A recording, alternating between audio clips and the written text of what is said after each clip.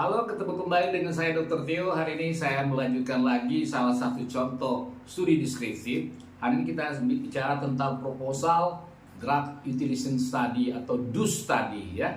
DUS atau di Indonesia kan studi penggunaan obat, atau ada juga yang mengatakan rasionalisasi penggunaan obat ya. Jadi ini seperti sebelumnya juga dijelaskan, banyak di kalangan para profesional medis ataupun para medis mengatakan rasionalisasi, tapi apa yang dimaksud rasional itu kadang-kadang nggak mengerti gitu ya.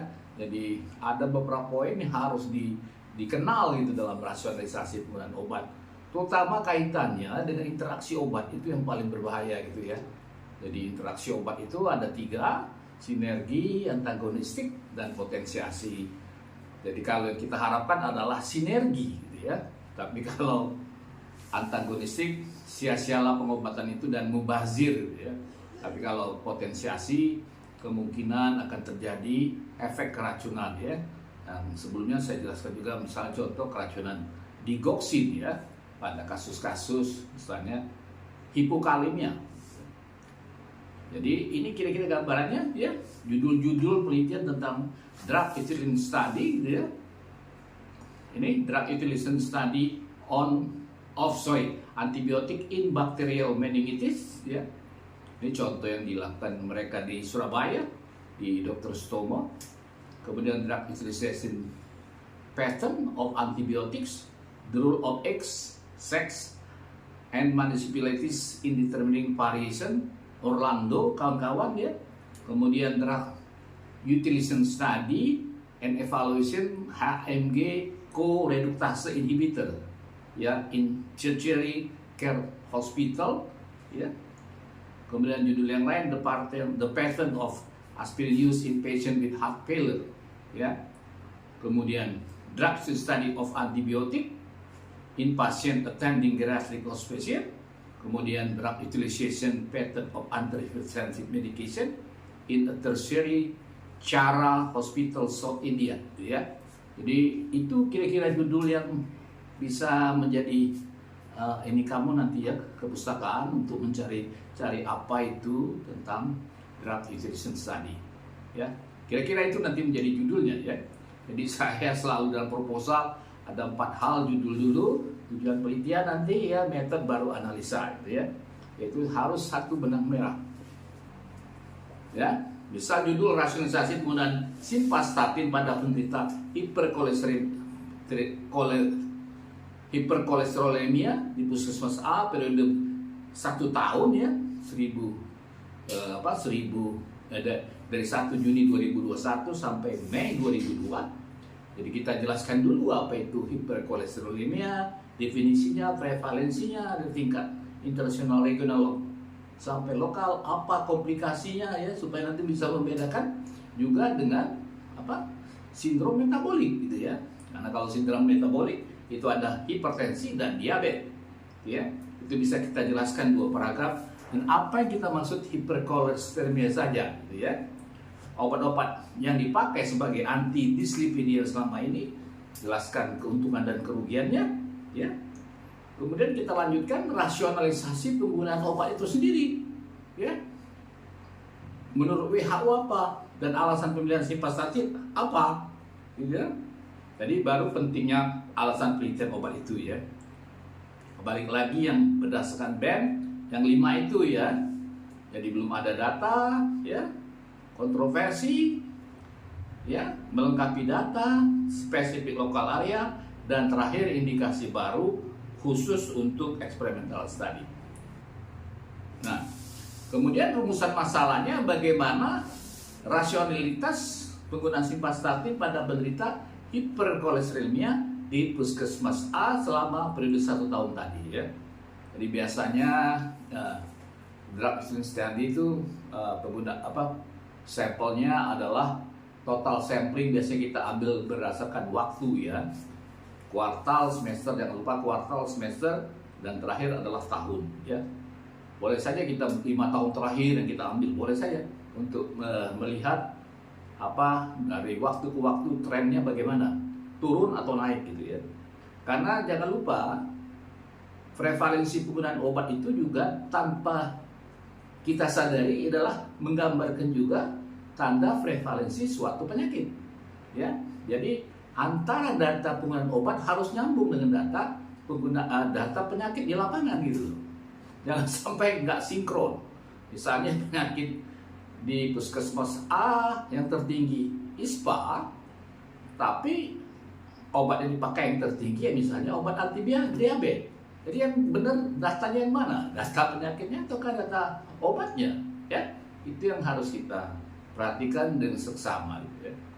Kemudian tujuan umumnya untuk mengetahui rasionalitas penggunaan simvastatin di puskesmas A.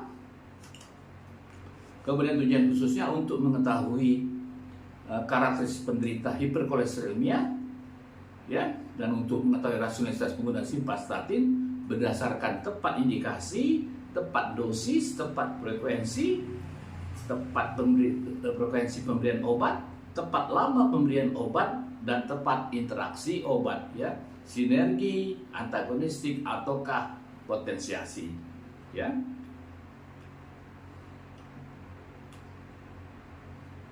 Kemudian baru kita masuk ke manfaat klinis secara farmakologi. Apa manfaatnya? Akademis, ya, klinis sebagai dokter apa manfaatnya, akademis secara farmakologi, dan secara sosial kepentingan untuk pasien apa. Ya, banyak pasien itu asal gejalanya sudah menurun, menurut mereka dia stop, ya, padahal yang disebut rasional adalah kita pengennya hasil labornya itu kembali kepada normal, ya, terkontrol. Jangan lupa, ya. Jadi kalau infeksi boleh kita sebut sembuh, tapi kalau non infeksi jangan. Kita ngomongin gula darah atau kolesterol bapak ibu terkontrol, gitu ya. Jadi kita pengennya kolesterolnya nanti terkontrol, gitu ya. Jadi cukup nanti maintenance dose, ya, atau dosis pemeliharaan. Oke? Nah, jenis penelitian adalah penelitian deskriptif dalam bentuk. Jadi nggak boleh lagi, ya, sekali lagi saya nggak bosan-bosan ingatkan, jangan sampai judul itu gambaran umum dan karakteristik umum. Meskipun penelitian Anda deskriptif, harus Anda jelaskan dalam bentuk apa. Ini contoh ketiga dalam bentuk penelitian deskriptif, ya.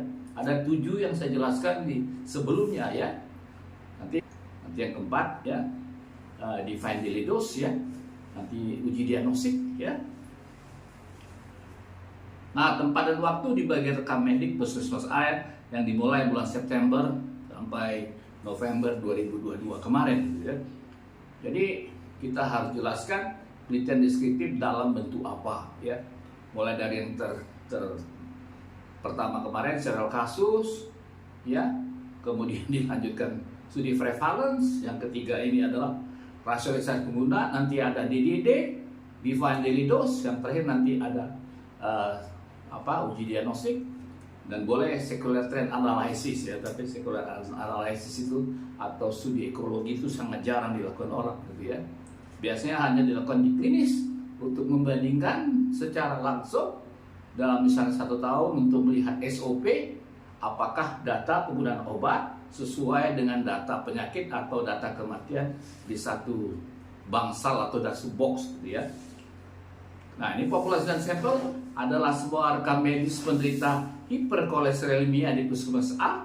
Sampel adalah semua rekam medis penderita lagi hiperkolesterolemia yang mendapat simvastatin di puskesmas A yang memenuhi kriteria inklusi. Kita buat kriteria inklusinya apa, gitu ya. Pokoknya seluruh rekam medis yang lengkap dari periode yang kita tentukan, ya, selama periode yang kita tentukan. Kemudian di atas usia 21 tahun. Untuk rasionalisasi masih ada perdebatan, ada yang ngomong di atas 18 tahun, tapi ini tergantung jenis obat, ya.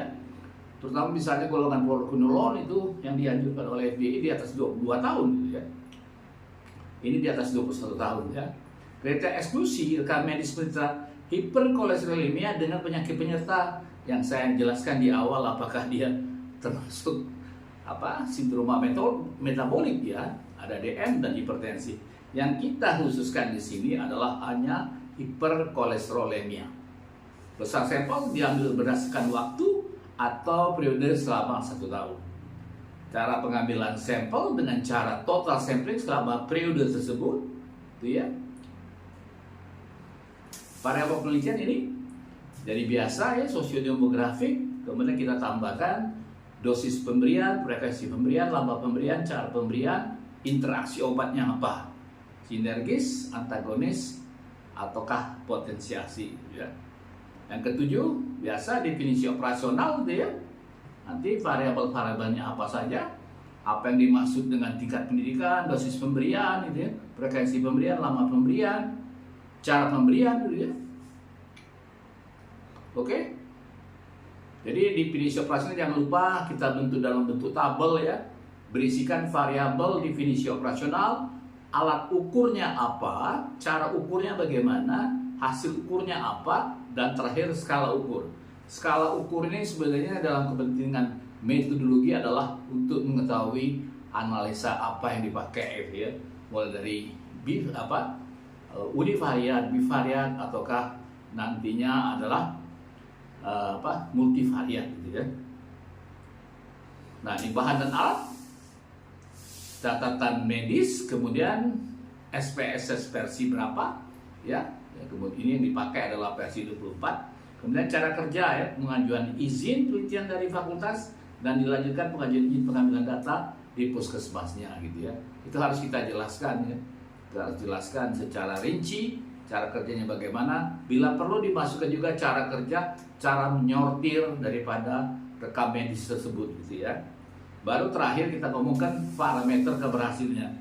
Jadi kita sebutlah diketahuinya rasionalisasi penggunaan obat simvastatin berdasarkan tepat dosis, tepat frekuensi, tepat lama pemberian, tepat cara pemberian, dan tepat interaksi obat. Ini nanti kita hitung semuanya dalam bentuk persen gitu ya. Jadi bisa saja dalam pengertian rasionalitas itu semuanya tepat gitu ya, tepat dosis, tepat frekuensi, tepat lama, tepat cara, tapi interaksinya yang banyak keliru gitu ya. Itu yang harus kita perhatikan satu persatu gitu ya. Ini nggak usah tersinggung atau apa kalau ada yang menilai daripada suatu penelitian tentang rasionalitas penggunaan obat ini gitu ya. Karena untuk interaksi ini siapa yang bisa ngafal semuanya itu ya. Banyak sekali dalam buku-buku teks farmakologi kita lihat obat-obat sekarang gitu ya. Contoh Budwig Gilman itu udah berapa bab sekarang ya. Udah lebih dari 50 bab. Gak mungkin kita hafal semua jenis-jenis obat yang ada di pasaran gitu ya.